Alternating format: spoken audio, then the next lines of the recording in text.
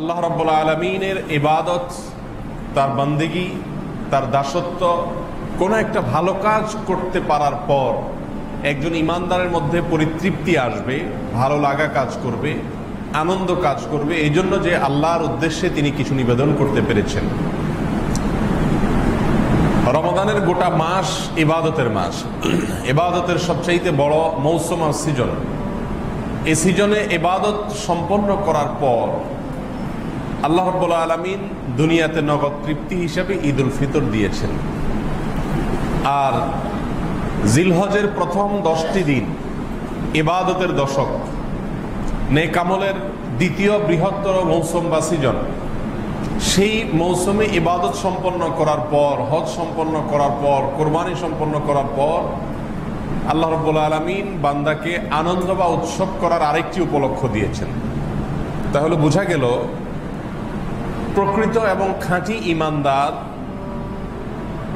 সত্যি জান্নাতের অধিবাসী এবং মালিক যারা হবেন, তাদের বৈশিষ্ট্য হবে যে পৃথিবীতে তারা মূলত আনন্দিত হবেন, পরিতৃপ্ত হবেন কোনো ভালো কাজ করতে পারার পর। জাগতিক কোনো কিছু অর্জন যে কোনো মানুষের জন্য আনন্দের, তৃপ্তির, কিন্তু সেই তৃপ্তি এমন বড় কোনো তৃপ্তি হবে না।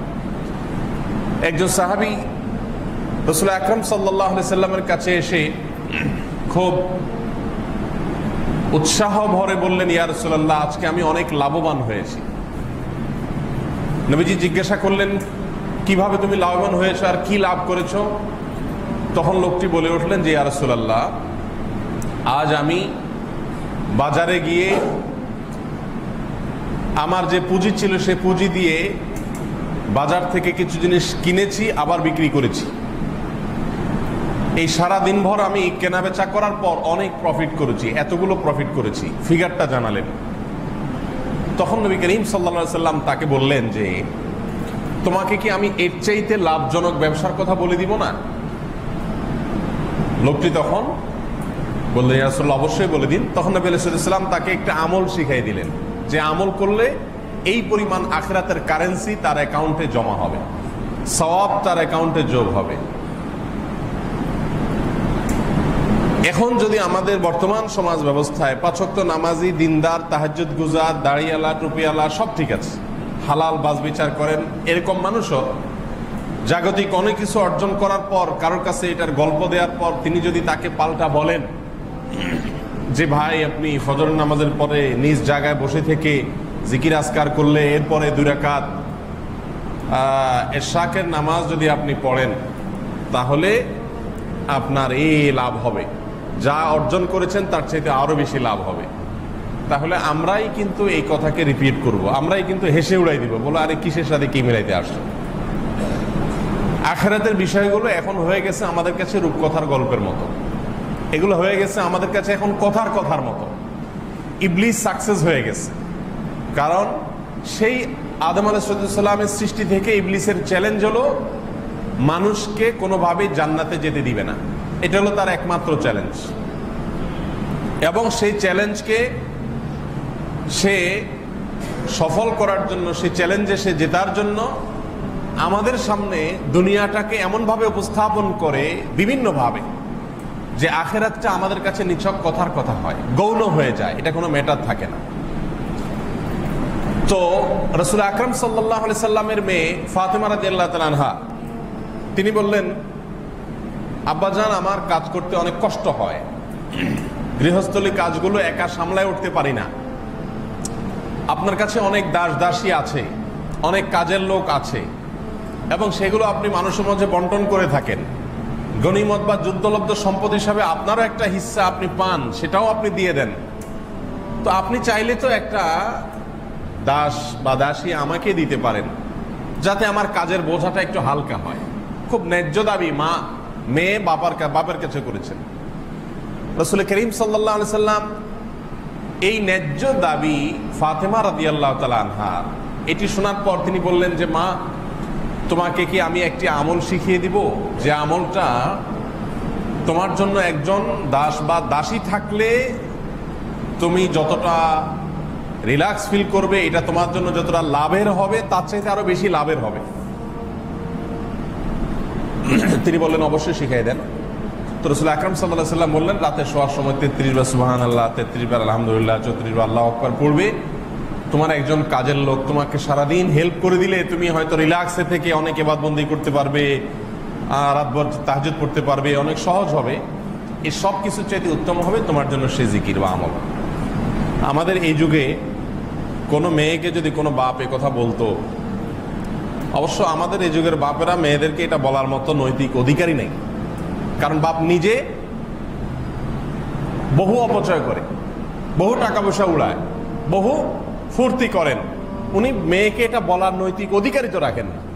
বেশিরভাগ অভিভাবকরা এখন চান যে আমার ছেলেটা ফেরেশতার মতো হয়ে যাক, মেয়েটা ফেরেশতার মতো হয়ে যাক, দুষ্টমি না করুক, খারাপ পথে না যাক, মাদকাসক্ত না হোক, খারাপ বন্ধুদের সাথে চলাফেরা না করুক, ফেসবুকে নানান অপরাধের সাথে জড়িয়ে না পড়াক, খারাপ মানুষের সাথে জড়িয়ে না পড়ুক, এটা আমরা চাই।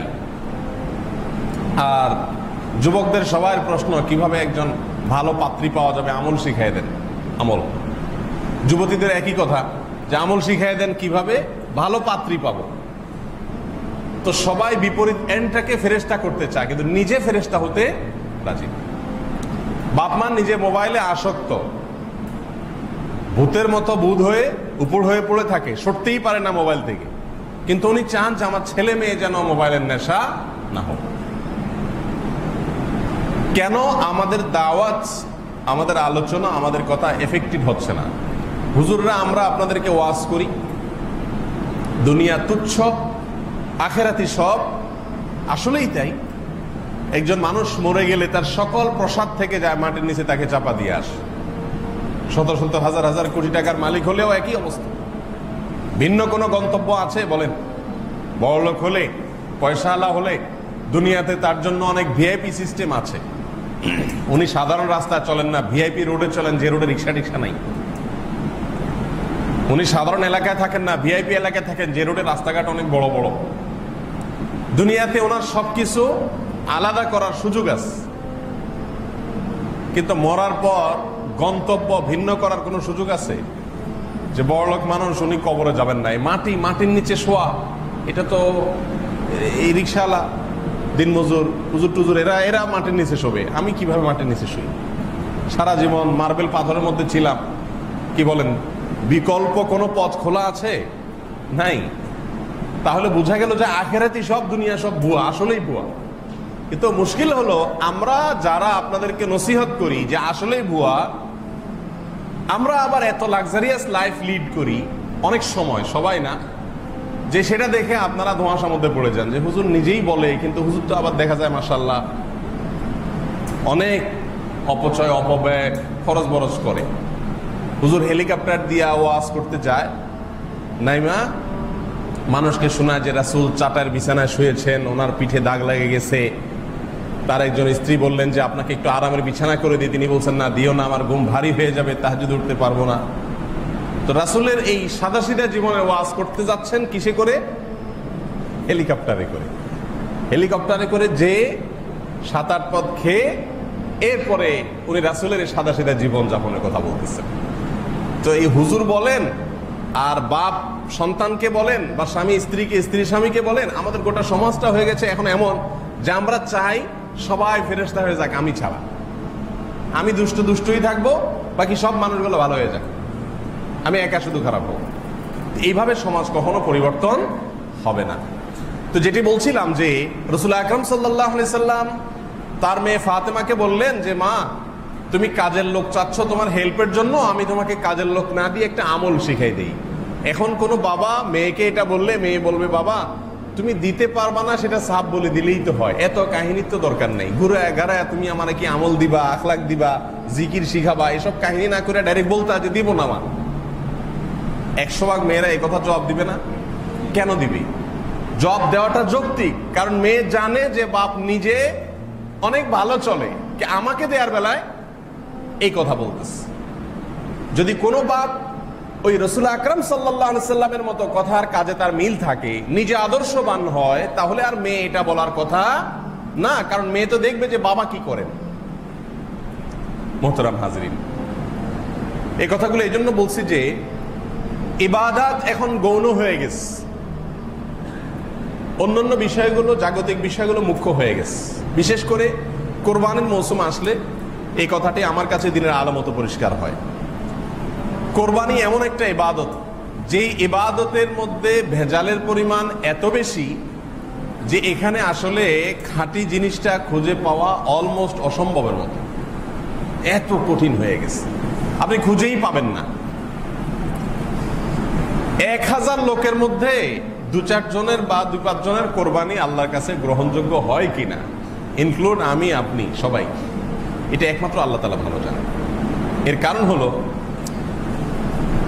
যে ইবাদতগুলো অর্থ সংশ্লিষ্ট, যেগুলোতে শুধুমাত্র অর্থ ব্যয় করতে হয়, প্রথমত সেগুলোতে নিয়তের মধ্যে ভেজাল থাকে। আল্লাহ রাব্বুল আলামিনের একটা বৈশিষ্ট্য হলো তিনি নিজে খাঁটি, খাঁটি ছাড়া কোনো কিছু তিনি অ্যাকসেপ্ট করেন না। কোরআনে বহু জায়গায় তিনি বলে দিয়েছেন, আল্লাহর জন্য ইবাদত করো তোমার ঈমানকে, তোমার ইখলাসকে, তোমার নিয়তকে খাঁটি করে। আল্লাহ ছাড়া, আল্লাহকে সন্তুষ্ট করা ছাড়া অন্য কোন সাইড উদ্দেশ্য কোন ইবাদতে যদি কোনোভাবে ঢুকে পড়ে, তো আল্লাহ তাআলার নিয়ম হলো আল্লাহ তাআলা সেটা অ্যাকসেপ্ট করেন না, ওইটা রিজেক্ট করে দেন। এই জন্য অর্থ সংশ্লিষ্ট ইবাদতগুলোতে সাধারণত ভেজাল বেশি হয়। নামাজ মানুষ আল্লাহর জন্য পড়ে, এখানে খুব অল্প, মানে সীমিত, হয়তো 2-4 জন পাওয়া যাবে যে ভেজাল উদ্দেশ্যে নামাজ পড়ে মানুষকে দেখানোর জন্য। ম্যাক্সিমাম মানুষই নামাজ পড়ে কার জন্য? আল্লাহকে সন্তুষ্ট করার জন্য। এটা আলহামদুলিল্লাহ নির্ভেজাল একটা ইবাদত। রোজাটাও অনেকটা সেরকম। ভেজাল হয় যেখানে অর্থের ব্যাপার থাকে। আমরা পৃথিবীর মানুষ এখন এত বেশি স্বার্থের পেছনে অন্ধ যে থুতুটা ফেললেও চিন্তা করি যে এখানে কোথায় ফেললে আমার একটু লাভ বেশি হবে। পাশের জমিওয়ালার জমিতে যদি থুতুটা ফেলি, তাহলে অন্তত আমার জমিটা একটু থুতুর থেকে বাঁচলো, একটু হলেও লাভ হইলো। এই জন্য থুতুটা একটু জোর করে আরেকজনের জমিতে ফেলতে পারলে সেটা আমার লাভ। আমরা হলাম সেই মানুষ। আলটিমেটলি যে বললাম যে লাভের জন্য এত কাহিনী করতেছি, ওই লাভ রেখা কিন্তু ওই মাটির নিচে চলে যেতেই হবে, সব রেখে দিয়া হাতে পুঁতে খাবে। তারপরে আমাদের এই চেষ্টা। এইরকম সময়ে এসে আর্থিক ইবাদতগুলোতে নিয়তকে খাঁটি করা, এটা হচ্ছে কত কঠিন একটা কাজ। এটার জন্য স্ট্রাগল করতে হয়, এটার জন্য নিজের সঙ্গে নিজে যুদ্ধ করতে হয়। যেমন দান একটা আর্থিক ইবাদত। দানের ক্ষেত্রে দেখবেন যে মানুষ শোনাতে, দেখাতে পছন্দ করে, এটা মানুষের নেচার। যে কিছু একটা দিলাম, দান করলাম, মানুষ জানলো, এবং বাহবা না দিলে অন্তত আমার একটা ক্রেডিট মানুষের অন্তরে জমা হলো, একটা ইমেজ বিল্ড আপ হলো। তো আমরা শোনাতে পছন্দ করি যে আমি অমুক জামাত দিছি মাদ্রাসার জন্য, আমি এতগুলো মসজিদ করছি আলহামদুলিল্লাহ। বলার আবার স্টাইল আছে, এগুলো বলতে আবার মানে এত সুন্দর করে বলা হয়। এই বলার স্টাইল দ্বারা বোঝানো হয় যে আমার নিয়তের মধ্যে কোনো ভেজাল নাই ভাই, আমি আপনাকে শোনাইতে চাই নাই, কথার কথা বললাম আর কি। ঠিক না? কিভাবে বলে, যেমন একটা এক্সাম্পল, এভাবে বলে যে ভাই আল্লাহ করাইছে, আমি আসলে আর কি করবো, আল্লাহ করাইছে আমার দিয়ে 5টা মসজিদ, ভাই আল্লাহ করাইছে, ভাই আমার কিছু না ভাই। বুঝতে পারছেন? এটা মানে হলো ডাইরেক্ট যদি বলে না আমি করছি, আমি আমার পয়সা দিয়ে করছি, আপনি কি আল্লাহ করাইছে মানে, এরকম বললে তো মানুষ গালি দিবে। এই জন্য ভালো সাজা, এটা শয়তান শিখাই দেয়। এগুলো সব শয়তান কিন্তু আমাদেরকে ওহি করে, ওহি বুঝেন তো, মানে আমাদের মনস্তত্ত্বে, আমাদের মনের মধ্যে বিভিন্ন কুবুদ্ধি ঢুকায় এবং সেগুলো আমরা অ্যাপ্লাই করি, আমরা বুঝিও না শয়তান দ্বারা ব্যবহৃত হয়ে গেছে। যত গল্প আছে, যত গল্প ইবাদত করার পর, ভালো কাজ করার পর, নেকামল করার পর, মনে করেন হজে গেছে, এখানে তো যে পয়সা খরচের ব্যাপার আছে, এই জন্য এটা শুনাইতে মনে চায়। নামাজ পড়ে কেউ কিন্তু বলবে না যে আল্লাহ আলহামদুলিল্লাহ আমারে আল্লাহই করা, আমি 5 ওয়াক্ত নামাজ পড়ি ভাই আলহামদুলিল্লাহ। এটাও বলে দুই একজনে, খুব কম। আজকেও জোহর পড়ছি ভাই আলহামদুলিল্লাহ, এটা বলে না মানুষ। কারণ এখানে তো আসলে ক্রেডিটের কিছু নেই, পয়সা লাগে না। কিন্তু পয়সা লাগে যেখানে, ওখানে একটু বলতে হয়। এই জন্য হজ করলে বলে ভাই আল্লাহ নিছে আর কি। আমার একবার মনে আছে, এক ভদ্রলোক কিছু টাকা দিছিলেন মসজিদের জন্য, 2002 সালে বোধ হয়, মিরপুরে। তো আমি ওনাকে এটা রসিদ দিছি মসজিদ থেকে, মসজিদের রসিদ আমি নিজে হাতে লিখছি। তো ওনার নামের, আপনারা কেউ চিনবেন না, নাম লিখে দিছি আর কি। চিনবেন না যেহেতু অতএব তার সমালোচনা হবে না, তার চিনলে গুনাহ হতো। তো আমি এটা দেওয়ার পরে ভদ্রলোক রসিদটা দেখে আমাকে বলতেছে যে খতিব সাহেব আল্লাহ আমাকে পশ্চিম দিকে নিছিল, আলহামদুলিল্লাহ আল্লাহ নিয়ে আইছে। আমি মিলাতে পারতেছিলাম না যে আপনি পশ্চিম গেছেন না পূবে গেছেন, এটার সাথে এই রশিদের কি সম্পর্ক। আমি পশ্চিম আর পূব মিলাইতেছিলাম। কিছুক্ষণ চিন্তার পরে আমার মনে এসে গেল, ও আচ্ছা আলহাজ লাগানো হয় নাই যে, এই জন্য উনি কারেকশনটা করতেছেন এইভাবে। দেখেন কত সুন্দর ভাবে এই যে ইবলিসে শিখাই দিছে যে তুমি ডাইরেক্ট বললে হয় ভাই আপনি আলহাজ লেখেন না কেন, তাহলে তো খারাপ দেখা যায়। এই জন্য এই খারাপ কাজটাকেই একটা শয়তানি প্রলেপ দিয়া এত সুন্দর করে উপস্থাপন করা হবে যে খতিব সাহেব কিছু মনে করবে না। এই জন্য বলতেছে যে আল্লাহ আমার পশ্চিম দিক নেওয়াইছে, তো আলহামদুলিল্লাহ। বুঝতে পারছেন? অনেকে আছে মসজিদে টাকা পয়সা দিয়া বারবার আবার খোঁচায়, আবার বলতে ভুলে গেলে আবার বলে যে ভাই কাগজ লিখে দিছিলাম। তো আমি মাঝে মধ্যে বলি যে অমুকে এত টাকা দিচ্ছে, আসলে নামটা ঘোষণা না করলে আল্লাহ আবার ঠাওয়ার পায় কিনা। কারণ উনি যেভাবে পিড়াপিড়ি করে তাতে মনে হয় যে নাউজুবিল্লাহ আল্লাহ ঠাওয়ার পায় না, না পায় আমি নাম বললে এই জন্য নাম ঘোষণা মনে হয় দেওয়া লাগে। বিশ্বাস করেন এগুলো ইবাদত না, এগুলো হলো তামাশা। তামাশা। আপনি যখন দানই করবেন তাহলে সেখানে তামাশা কেন করবেন? আল্লাহকে সন্তুষ্ট করার জন্য গোপন রাখেন। আরবিতে একটা নাশিদ আছে, সং আছে, মিশারি আল আফাসি, আপনারা চিনেন সবাই, ওনার একটা সং আছে, গোটা বিশ্বে খুব সমাদৃত। বিলিয়ন বিলিয়ন মানুষ শুনেছেন, মিলিয়ন না, বিলিয়ন বিলিয়ন মানুষ শুনেছে। ওই সংটার মূল শিরোনামটাই হলো এরকম, হাল্লাকা সিররুন ইনদাল্লাহ। ও ভাই, আপনার কি আল্লাহর কাছে কিয়ামতের দিন চুপে চাপে পেশ করার মতো কোনো আমল আছে কিনা? রিজার্ভ, যে আমলটা আপনি রিজার্ভ করে রাখছেন, এইটা আপনার স্ত্রীও জানে না, আপনার সন্তানও জানে না, আপনার বন্ধু বান্ধবও জানে না, প্রতিবেশীরাও জানে না।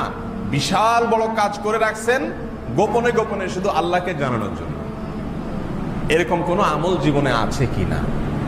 যদি না থাকে তাহলে আপনার এই বিশাল জীবন 50, 60, 40, 30 বছর জীবন পার করলেন, আপনার অর্জনটা কি? আপনার খাতাটা অলমোস্ট শূন্য। মনে রাখবেন, মানুষের কাছে বাহবা পেতে কার না ভালো লাগে? আমি ওয়াজ করতেছি, আমারও ভালো লাগে। আমাকে যখন আপনারা এসে বলেন যে হুজুর এই সেই, আপনারা টিভিতে দেখি ওয়াজ শুনি, হ্যাঁ আন তান, তো আমিও ভিতরে ভিতরে ফুলি। এটা মানুষ অনেকে বলে গল্প করতে গিয়ে, বলে যে ভাই আমি হলাম রেলের চাকা, পাম দিয়ে লাভ নাই। এই কথা যে বলে ওরে পাম দিলে আরো বেশি কাজ হয়। এটা পরীক্ষিত। কারণ বাতাসে মানুষ ফুলে, এটা মানুষের নেচার। আল্লাহ তাআলা সবাইকে রবারের মতো পেট দিয়ে বানাইছেন, অতএব ফুলবেই। এটা ফুলার কোনো বিকল্প নাই। এই জন্য নিজের বিরুদ্ধে নিজে সংগ্রাম করতে হয়, সংগ্রাম করতে হয়। মনে রাখবেন, গড্ডালিকায় গা ভাসানোর জন্য যোগ্যতার প্রয়োজন হয় না, এটা সবাই পারে। স্রোতের বিপরীতে চলতে শেখা, এটা হলো চ্যালেঞ্জের ব্যাপার। এটা সবাই পারে না। 1000 মুসল্লির ভিতরে 2-4-5 জন পারে। আপনার আমার চেষ্টা থাকা উচিত সেই ইউনিক মুসল্লি হওয়ার, ইউনিক মুসলমান হওয়ার, সেই স্পেশাল মুসলমান হওয়ার চেষ্টা থাকা উচিত। আর সেটা এভাবে হতে পারে যে আমার সকল ইবাদত আমি লুকাবো কার কাছে? আল্লাহর কাছে। দেখুন, ইবাদতের গল্প দিয়ে, দান করে গল্প দিয়ে, হজ করে গল্প দিয়ে, কোরবানি করে আপনার নিজের বাকাওয়াতি জাহির করে ভালো লাগে। মানুষ আপনাকে বাহবা দেয়, দানবীর বলে, দানশীল বলে, আপনি নিজে শুনেন, মানুষকে দেখান, তৃপ্তি আসে, এতে কোনো সন্দেহ নেই। এইটা একটা তৃপ্তি সারা জীবন আপনি ভোগ করেছেন, এই তৃপ্তিটা ফিল করেছেন সারা জীবন। আমি অনুরোধ করব, আল্লাহর ওয়াস্তে আসুন, অল্প কিছু সময়ের জন্য পরীক্ষা করেন ভিন্ন এক তৃপ্তির। এক স্বাদ তো বহুদিন চাখলেন, আসলে একটু ভিন্ন স্বাদ একটু চেখে দেখেন।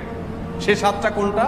সেই স্বাদটা হলো কোন ইবাদত বন্দিগি শুধুমাত্র এবং শুধুমাত্রই আল্লাহ রাব্বুল আলামিনকে দেখানোর জন্য, আর কাউকে দেখাবেন না। সবাই থেকে বরং লুকানোর চেষ্টা করবেন, শুধু আল্লাহকে দেখাবেন। এই লুকোচুরি খেলা যে করবেন, লুকোচুরি, এই লুকোচুরির যে তৃপ্তি, আল্লাহর কসম করে বলছি, এই লুকোচুরির যে তৃপ্তি, গোটা দুনিয়াতে ঢোল পেটানোর মাধ্যমে, সব মানুষের বাহবা কুড়ানোর মাধ্যমে, ফুলেল শুভেচ্ছা পাওয়ার মাধ্যমে সেই তৃপ্তি কখনো হয় না যেই তৃপ্তি শুধু আল্লাহকে দেখাবো সেজন্য লুকোচুরি করে, কাউকে না দেখিয়ে গোপনে কিছু ইবাদত করে আমি আমার অ্যাসেট করে রাখি আখিরাতের জন্য। এটার মধ্যে যে পরিমাণ তৃপ্তি, আল্লাহ তাআলা আমাকে আপনাকে সেই লেভেলের মুখলিস হওয়ার তৌফিক দান করুন। আজকাল ইবাদত বন্দেগী করার পর সওয়াব সোনার হরিণ হয়ে গেছে, ইখলাস সোনার হরিণ হয়ে গেছে। কারণ ওমরায় গিয়াও সেলফি, হজে গিয়াও সেলফি, মানে স্বার্থপর, সেলফিস্ট, সেলফি থেকেই তো সেলফিস্ট, সেলফ থেকেই তো। তারপরে আপনার কোরবানির গরু তো কোনো কথাই নেই, কেনার আগে থেকে মহড়া শুরু।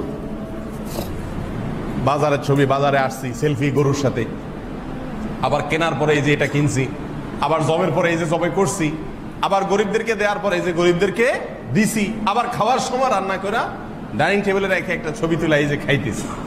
মানে ইবাদতের সওয়াবের আর চুল পরিমাণ আখিরাতে জমা হবে, আমল নামা যোগ হবে, সেই সুযোগ নাই। এমন ভাবে ওইটাকে ধ্বংস করছি শুরু থেকে শেষ পর্যন্ত, আর পাওয়ার মতো কিছু থাকে না।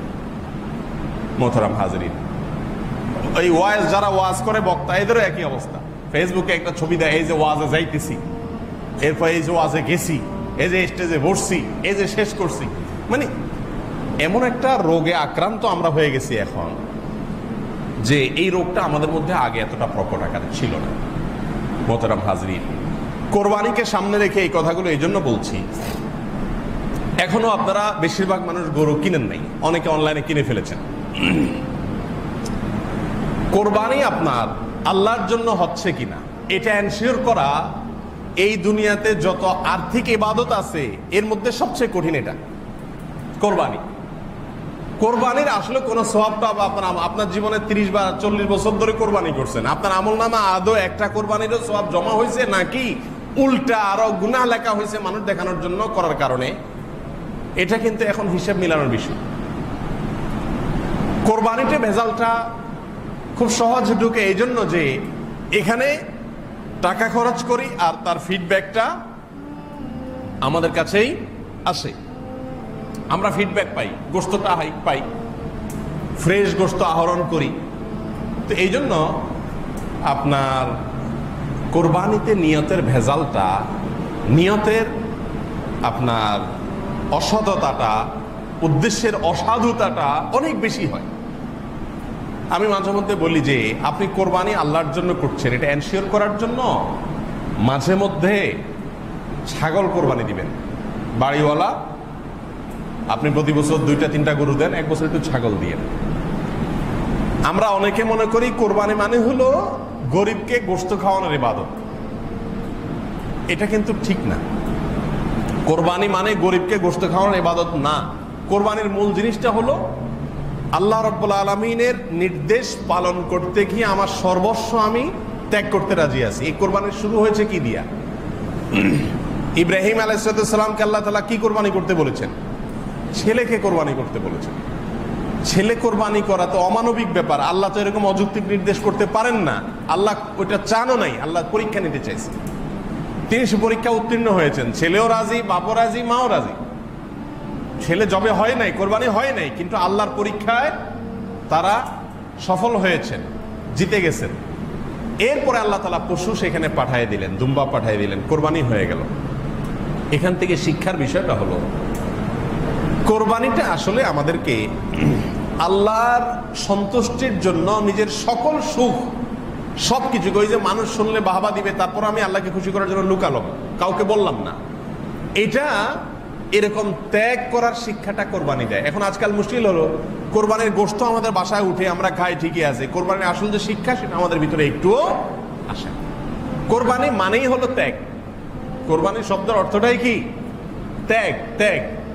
আপনি গরু বাজার থেকে কিনে আনলেন, এনে জবে করলেন, গোশত আহরণ করলেন, এখানে ত্যাগ কই? আমি তো ভোগ দেখতেছি। কি বলেন? আপনি বাজার থেকে তরতাজা গরু কিনে এনে জবে করে তাজা গোশত উঠে ফ্রিজে বললেন, খাইলেন, খাওয়াইলেন, মৌজ মাস্তি করলেন, দিলেন মানুষকে, এটা তো ভোগ। এখানে তো ত্যাগের কিছু নেই। ত্যাগটা হলো এর পেছনে লুকায়িত। সেটা হলো ওই ইব্রাহিম আলাইহিস সালাম আল্লাহর নির্দেশকে পূরণ করতে গিয়ে সকল কিছুকে ত্যাগ করেছেন, জবে করেছেন, এমনকি নিজের সন্তানের গলে ছুরি দিতেও রাজি হয়েছেন। দেওয়া লাগে নাই, কিন্তু রাজি হয়েছেন। সেই শিক্ষাটাই হলো কোরবানির মূল শিক্ষা। ওইটা নিয়ে যদি আপনি ফজর নামাজের সময় আরামের ঘুম ত্যাগ করতে পারেন, এই যে ত্যাগ, আপনি হারাম নিতে পারেন, হাতছানি আছে, বিশাল বড় লোভনীয় অফার, চাইলেই ঘুষটা নিতে পারেন, চাইলেই সুদের কারবার করতে পারেন, চাইলেই চুরি করতে পারেন, দুর্নীতি করতে পারেন, কিন্তু আল্লাহর ভয়ে করলেন না, এর নাম ত্যাগ। কোরবানি শিক্ষা দেয় যে আল্লাহর আদেশ মানতে গিয়ে, আল্লাহর নিষেধ থেকে বাঁচতে গিয়ে সবকিছু ত্যাগ। আমি একটা গ্রুপ মেনটেন করি, একটা দল মেনটেন করি, একটা সার্কেল মেনটেন করি, কিন্তু দেখা গেল যে এটা মেনটেন করতে গেলে আল্লাহ অসন্তুষ্টির দিকে যেতে হয়, এই জন্য এদেরকে ত্যাগ করে দিলাম, এর নাম ত্যাগ। কোরবানির শিক্ষা। একজন বন্ধু, আমার অনেক ঘনিষ্ঠ বন্ধু, কিন্তু দেখা গেল যে তার সাথে চলতে গেলে আমার নামাজটা ঠিকমতো হয় না, সে তার সাথে চললে আমার আল্লাহ থেকে আরো দূরে সরে যেতে হয়, এই বন্ধুকে ত্যাগ করে দেওয়া, কাট করে দেওয়া, এটার নাম ত্যাগ। এগুলো শেখায় কোরবানি। এখন এই শিক্ষাটা নেওয়ার খবর নাই, শুধু গোশত নিয়ে আমরা হুলস্থুলের মধ্যে আছি। মোহতারাম হাজরিন, অনেক মানুষ কোরবানি করেন, বিশেষ করে যে করোনা প্যান্ডামিক আসছে, অনেক মানুষ কোরবানি করবেন এই জন্য যে মানুষ কি বলবে, লোকে কি বলবে। সারা বছর করে আসছি, সারা জীবন করে আসছি, এবছর না করলে মানুষ কি বলবে। ছেলে মেয়েরা, নাতি নাতনিরা আশপাশে সবার কোরবানি দেখে চেয়ে থাকবে, কেমন লাগে। এর মানে কি? এর মানে হলো কোরবানি হলো নিজেদের এই সমস্ত খাহেশ মেটাবার জন্য, এটা ইবাদত না। এই জন্য কবি নজরুল যে বলেছিলেন, একেবারে অমূলক বলেন নাই, ভালোই বলেছেন যে বনের পশু কোরবানির আগে মনের পশুটারে কোরবানি করো। বনের পশুটারে কোরবানি করলা, কিন্তু মনের পশুটাকে তরতাজা করলা, এই কোরবানির কোনো অর্থ হয় না। কোরবানিতে ইখলাস আনার জন্য আমি বলছিলাম যে প্রথমত আপনি নিজেকে জিজ্ঞাসা করুন, আত্মজিজ্ঞাসা করুন যে আমি কোরবানিটা আসলে কেন করছি। গোশত আহরণ করা, অথবা আজকাল তো ওই যে অনলাইনে গরু আপনার কেনা বেচা হয়, তো মাপ লাইভ ওজন দেখা হয়, কয়শো ওজন, তাইলে কেজি প্রতি কত পড়লো, লাভ হলো না লস হলো। আপনি একটা পশু যখন কিনতে যাবেন, তার মূল্যের ন্যায্যতা পরখ করার অধিকার আপনার আছে, এটাতে কোনো অসুবিধা নেই। কিন্তু যদি আপনার এখানে যোগ বিয়োগটাই মুখ্য হয়ে যায় আর যোগ বিয়োগ নিয়েই আপনি পড়ে থাকেন, তাহলে এটা কোরবানি হলো না, এটা তো গোশত কেনার বা গোশত খাওয়ার উৎসব হলো। এই জন্য এই জিনিসগুলো যেন গুরুত্বপূর্ণ না হয়। দেখেন, বাজার থেকে গরু কিনে আনার পর যারা গরু কিনে, এই বেচারারা জবাব দিতে দিতে অস্থির হয়ে অনেককে দেখা যায় গরুর গায়ে একটা স্টিকার লাগাই দেয়, মানে গরুর দাম এত। কারণ ওই হাট থেকেই যে শুরু হয়ে যায়, ভাই কত হয়েছে, ভাই কত নিছে, ভাই কত পড়ছে, এই জবাব দিতে দিতে দিতে দিতে বেচারা আস্তে আস্তে হাঁপায়া যায়। এরপরে প্রতিবেশীদের এলাকা আসার পরে শুরু হয় আশপাশের প্রতিবেশীদের প্রশ্ন জবাব। পিচ্ছি 7-8 বছর, সেও জিজ্ঞেস করে আঙ্কেল কত পড়ছে। এই জবাব দিতে দিতে অস্থির হইয়া শেষ পর্যন্ত একটা কি লাগাই দেয়, স্টিকার লাগাই দেয় গরুর গায়ে, যে এটা এত পড়ছে বাবা, এত জবাব দিয়ে পারবো না, হাত দিয়ে ইশারা দিয়ে দেখে। এই যে কত হয়েছে, লাভ হয়েছে না লস হয়েছে, জিতছেন না হারছেন, এই যোগ বিয়োগগুলো আপনি অবশ্যই করতে পারেন। কারণ গরুর ব্যাপারে আপনার থেকে 2 টাকা জিনিস 10 টাকা নিয়ে যাবে, সেটা এভাবে ঠকার কথা আপনাকে বলে নেই আল্লাহ তাআলা। আপনি ন্যায্যতা নিশ্চিত করেন, কিন্তু এরপরে এটা নিয়ে আর কিনে ফেলছেন, এখন আর লসের কিছু নেই। আপনি যদি 20,000 টাকার গরু 40,000 টাকা দিয়ে কিনেন, 50,000 টাকার গরু 60,000 দিয়ে কিনেন, আল্লাহ কি সব আপনাকে 50,000 দিবেন না 60,000 দিবে? কি বলেন? আল্লাহ কি বলবেন যে গরুটার রিয়েল দাম তো আসলে 50,000 মার্কেটে আছে, তুমি 10,000 লস খাইছো, আমি তোমার সেটা সব কেন দিব? এরকম কোনো ব্যাপার আছে? আল্লাহ কি এরকম কিছু করবেন? আল্লাহ তো দেখবেন আপনি কি ব্যয় করেছেন, সে অনুযায়ী আল্লাহ আপনাকে সব দিবেন। অতএব আপনার হারার কিছু নেই, কোরবানিতে হারার কিছু আছে। হ্যাঁ, আপনি যদি এটা ব্যবসার জন্য আনতেন, আপনি যদি ওইটা গোশত বিক্রির জন্য আনতেন, অথবা ওইটা গোশত সংগ্রহের জন্য আনতেন, কোরবানির উদ্দেশ্য না, তাহলে আপনার চিন্তার বিষয় ছিল যে 50,000 টাকায় 60 দিয়ে কিনলাম, 10,000 লস হলো। এখানে লসের কিছু নেই। আপনি 10,000 বেশি দিয়ে কিনেন আর 20,000 বেশি দিয়ে কিনেন, পুরোটাই আপনার অ্যাকাউন্টে যোগ হবে ইনশাআল্লাহ। অতএব লসের কিছু নাই। মাঝখান দিয়ে গরুওয়ালা লাভ করছে, হয়তো গরু ব্যবসায়ী হয়তো লাভ করছে, তো তারও লাভ হয়েছে, আপনারও লাভ হয়েছে, খুশি হওয়ার কথা, এখানে বেজার হওয়ার কোনো কিছু নাই। কিন্তু একটু দাম বেশি পড়লে, যখন দেখে যে গত বছর বিশেষ করে শুরুর দিকে কোরবানি গরুর দাম অনেক কম ছিল, শেষে একটু বেড়ে গেছিল। গত বছর শেষের দিকে তো অনেকে গরু পাই নেই, আশপাশে তো আশপাশে এই সমস্ত এলাকাতে গরু ছিলই না, এমন অবস্থা ছিল। তো আমার মনে আছে যে শেষের দিকে যারা গরু পায় নাই বা কিনছে, একটু বেশি দাম দিয়ে কিনছে, এদের হাউতাস মনে যে গরুর সাথে এরাও জবাই হয়ে যায়। মানে ব্যাপারটা এমন যে গরু তুই একলা কোরবানি হতি কেন, আমি হয়ে যাই তোর সাথে, যা। কারণ একই গরু বেটা 70,000 60,000 টাকা। আমরা অনলাইনে কিনছিলাম 1 মাস আগে, 1.5 মাস আগে কিনছিলাম। আমি সবসময় অনলাইনে কিনি, পরিচিত আছে। তো আমারটা যেটা 60,000 পড়ছিল, আমার মনে আছে যে ওই গরুই অন্যরা 80-90 যারা 80-90 কিনছে, এরা পারে না গরুর সাথে জবাই হয়ে যায়। হ্যাঁ হ্যাঁ, উনি লাভ করে ফেলছে, আমার লস হয়ে গেছে। আরে ভাই, আল্লাহ আমাকে 60,000 সওয়াব দিবে, আপনাকে 90,000 সওয়াব দিবে, কারণ আপনি 90,000 খরচ করেছেন। অতএব কোরবানির বিষয়ে এই যে যোগ বিয়োগ, এই যে অতিরিক্ত হিসাব নিকাশ, এগুলা প্রমাণ করে যে আমাদের আসল কোরবানির উদ্দেশ্যটা মাথায় নাই। লৌকিকতা, মানুষ দেখানো, এটা এমন একটা রোগে পরিণত হয়েছে যে কেউ মনে করেন প্যান্ডামিকের কারণে কষ্টে আছে, অর্থ কষ্টে আছে। ইসলাম বলে তার কোরবানি নেই, সে কোরবানি করবে না, কোরবানি সে করবে না। কিন্তু আমরা মনে করি যে না। মানুষ জিজ্ঞেস করে, হুজুর ঋণ করে কোরবানি দেওয়া যায় আছে কিনা? এই মাসালা শুনতে শুনতে কান দুইটা আমার জ্বালা ফালা। কত শত মানুষ যে এই প্রশ্ন করে, হুজুর ঋণ করে কোরবানি করা যায় আছে কিনা? কারণ কোরবানি তো করতেই হবে, আবার ভাগে দেওয়া যাবে না। বাড়িওয়ালা মানুষ, একটা ব্যাপার স্যাপার আছে না, ভাগে কোরবানি দিলে মানুষ থাকে নাকি? ছাগল দিবা, হায় হায়, তাহলে তো শেষ। ছাগল দিলে তো আর এলাকা থাকার কোনো যুক্তি নেই, নিজেই ছাগল হয়ে গেলাম। ছাগল কোরবানি দেওয়ার জিনিস হলো, এই জন্য গরু দেওয়া লাগে, প্রয়োজনে লোন করা লাগে। আমি বলি, লোন করে কোরবানি দেওয়া জায়েজ আছে যদি আপনি লোন পরিশোধের ব্যবস্থা থাকে। 1 মাস 2 মাস 3 মাস পরে আপনি দিবেন, চুক্তি আছে, যার থেকে তিনিও রাজি আছে। এইভাবে লোন করে, ঋণ করে, হাওলাত করে সওয়াবের কাজ করা যায়। কিন্তু একটা প্রশ্ন আছে, আজ পর্যন্ত এরকম কোন মুসল্লি আমি পাই নাই যে আইসা জিজ্ঞাসা করছে যে হুজুর মসজিদে আমি 50,000 টাকা দিতে চাই হাওলাত করে, এটা আমি কিস্তিতে আস্তে আস্তে শোধ করব, জায়েজ আছে কিনা? এই মুসল্লি আমি পাই নাই আজ পর্যন্ত। কথা বোঝেন নাই? তারপরে মনে করেন একজন গরিব মানুষ পাইছেন আপনার এলাকার, তাকে একটু, সে হয়তো অর্থ কষ্টে ভুগতেছে, হয়তো হাসপাতালে ভর্তি আছে, তার বিরাট বড় বিপদ, এখন তাকে হেল্প করা দরকার। এই টাইমেও কেউ এসে মাসালা জিজ্ঞাসা করে না যে হুজুর আমার এলাকার মানুষ, আমার কাছে এখন ক্যাশ টাকা নেই, আমি হাওলাত করে দেব তারে, পরে আমি বেতন থেকে মাসে কেটে কেটে এই হাওলাতটা পরিশোধ করবো, জায়েজ হবে কিনা? এই মাসালাও আজ পর্যন্ত আমি কারোর কাছ থেকে শুনি নাই। নিজের এলাকার কেউ বিপদে পড়লে এসে বলে হুজুর এলাকার লোক বিপদে পড়ছে, আমার তো বেশি সামর্থ্য নয়, আমি যা পারছি দিছি, আপনিও কিছু দেন আর মানুষ থেকে উঠে দেন। এটা না শোনা যায় কেন? সেখানে কেন এই আগ্রহ নাই যে আমি হাওলাত করি হলো এই সওয়াবের কাজটা হুজুরে করতে দেব না, আরেকজনকে করতে দেব না? আমি জানি এটা নিরি মানুষ, এরকম পিওর জানার জায়গা স্কেল পাওয়া কঠিন হয়, আমি নিজের চোখে দেখা জিনিস। অতএব এখানকার সওয়াবটা আমি নিজের অ্যাকাউন্টে জমা করতে চাই, হাওলাত করে করতে চাই, হুজুর জায়েজ আছে কিনা? এই না জিজ্ঞেস করা দরকার ছিল, সেইখানে নাই। সব প্রশ্ন হলো কোথায়? কোরবানিতে। কারণ জানে এখানে হাওলাত করে করলেও বস্তুগুলো সব ফ্রিজে ঢুকবে, লাভটা আলটিমেটলি ঘুরায় গাড়ায় নিজেরই হবে। ভাইয়েরা আমার, অনেক ব্যথা থেকে কথাগুলো বলা, হাসার জন্য না, আল্লাহর ওয়াস্তে এখনো কোরবানির পশু কিনেন নাই, একটু মাথাটা ঝুঁকিয়ে চিন্তা করুন, ভাবুন আপনি কোরবানি কি গোশত আহরণের জন্য করছেন, মানুষ দেখানোর জন্য করছেন, লোকে কি বলবে সেটা থেকে বাঁচার জন্য বলছেন, সামাজিকতা মাথায় রেখে করছেন, নাকি আল্লাহকে সন্তুষ্ট করার জন্য করছেন? এটা নিজেকে জিজ্ঞাসা করেন।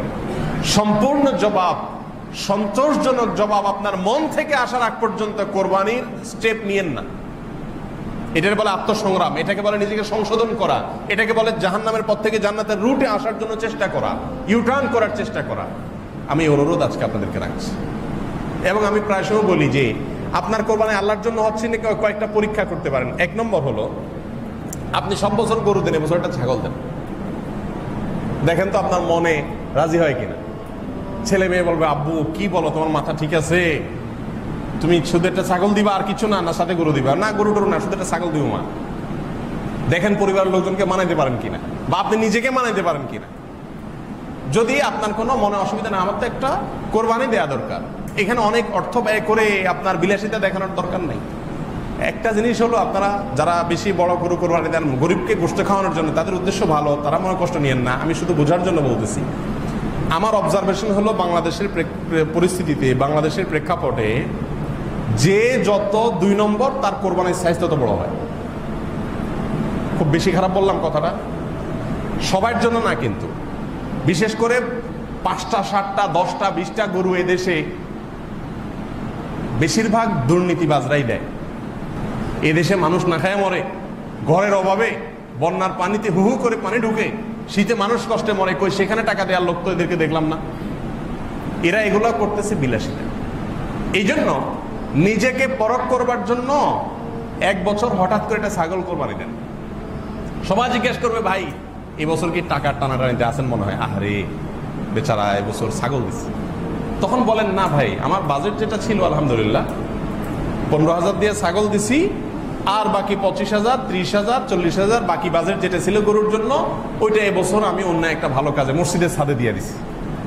আমার কোরবানিটা তো হয়ে গেল আলহামদুলিল্লাহ। কোরবানির জন্য তো বড় কোনো সাইজ হওয়া জরুরি।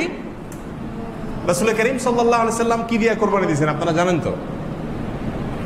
গরু না উট? তিনি কোরবানি দিয়েছেন দুম্বা, ছাগল, ভেড়া, এগুলা এই ছোট ক্যাটাগরি। এখনো সৌদি আরবে যদি আপনি যান, শতকরা 9% বললে ভুল হবে, শতকরা 99.9% বা আরো বেশি হবে মানুষ এখনো কোরবানি করে কি ছাগল বা দুম্বা। এই যে কোরবানির একটা বাহার, গরু, বিশাল বড় গরু, জোড়া গরু, জাম্বু গরু, ট্রাম গরু, এখন তো শুরু হয়েছে নতুন করে ওট, যে কে ওট দিতে পারে। ভাইরা আমার, নিজেকে সংশোধন করার উদ্দেশ্যে একটা বছর বা মাঝে মধ্যে একটু স্ট্রাগল করেন যে ঠিক আছে আমি দেখি আমার আল্লাহর জন্য হচ্ছে কিনা, আমি দেখি একটা ছাগল দিই মন মানে কিনা, সাইজটা আমার কাছে ফ্যাক্ট কিনা। এটা একটা। আরেকটা হলো, এটা আরো কঠিন, সেটা হলো অ্যাসিড টেস্ট। এটা 1 বছর আপনি একটা কোরবানির পশু, সবসময় এটা করা জরুরি না, নিজের হাতে কোরবানি করা সুন্নাত। 1 বছর একটা কোরবানির পশু একজন গরিবকে কিনে দেন। ধরেন এই ভূমিপল্লীতে বহু গরিব মানুষ আছে না, যে কোরবানি দিবে না। আপনি একটা গরু কিনে গরিবরে ডাইকা ওরে বাজারে নিয়া গরুটা কিনা ওর হাতে দিয়া বলেন, এটা তুমি জবাই করে গোশতটা খেয়ে নিও, আর পারলে একটু গোশত 2-4-5 কেজি আমার বাসায় পাঠাই দিও, গোপনে, কেউ যেন না জানে। এই কাজটা অ্যাসিড টেস্টের মতো কাজ না? টাকা দিয়া বাজারে যায় গরুটা কিনে দিয়া গরু তার হাতে বুঝাই দিয়ে আপনি নাই হয়ে গেলেন। বাজারে আসতে আসতে মানুষ তারা জিগাইলো, ভাই গরু কত, মাশাআল্লাহ আজকে এবার এত বড় গরু কোরবানি দিতেছেন, দিনকাল ভালো যাচ্ছে মনে হয়।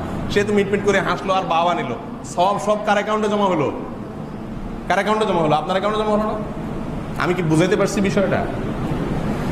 এইভাবে মাঝে মধ্যে, আমি বলতেছি না প্রতি বছর করেন, মাঝে মধ্যে এরকম করেন, এলাকার সবাই জানবে যে আপনি কোরবানি করেন নাই। আহারে একটু করে গোশত পাঠাবে আপনার যে বাসায়, আরে ভাই এবার গোশত কোরবানি করেন, মনে হয় টাকা পয়সা টানাটানি আছে।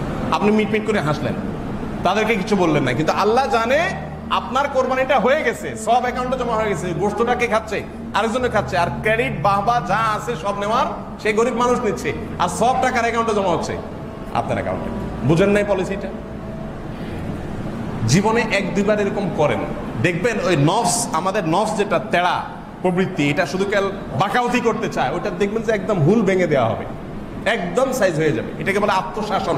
আত্মশাসন, নিজেকে সংশোধন করা, নিজেকে সাইজ করা, নফস বা প্রবৃত্তিকে নিয়ন্ত্রণ করা, এটা চেষ্টা করা দরকার। এটা একটা পদ্ধতি। আরেকটা হতে পারে, যেমন আমরা আসুন্নাহ ফাউন্ডেশন থেকে সারা দেশে গরিব মানুষদের জন্য কোরবানি অ্যারেঞ্জ করি, বিশেষ করে প্রবাসে যারা আছেন অথবা করোনার কারণে অনেকে নিজে কোরবানি দিতে পারবেন না, তাদেরকে আমরা বলি আপনাদের কোরবানির টাকা আমাদের কাছে দেন। আমরা বিভিন্ন জেলাতে কোরবানি করি। গত বছর 180টা ছাগল এবং 57টা গরু আমরা কোরবানি করেছি সারা দেশের বিভিন্ন জেলা, বিশেষ করে উত্তরবঙ্গের জেলাগুলোতে। প্রত্যেক জেলায় 2-3টা করে ভাগযোগ করে দিই। এগুলোর পুরো রিপোর্ট তাদের কাছে আবার যায়। এরকম অনেক প্রতিষ্ঠান আমাদের দেশে কম, মিডল ইস্টের প্রত্যেকটা দেশে এই ধরনের প্রতিষ্ঠান অনেক আছে, আমাদের দেশে খুব কম।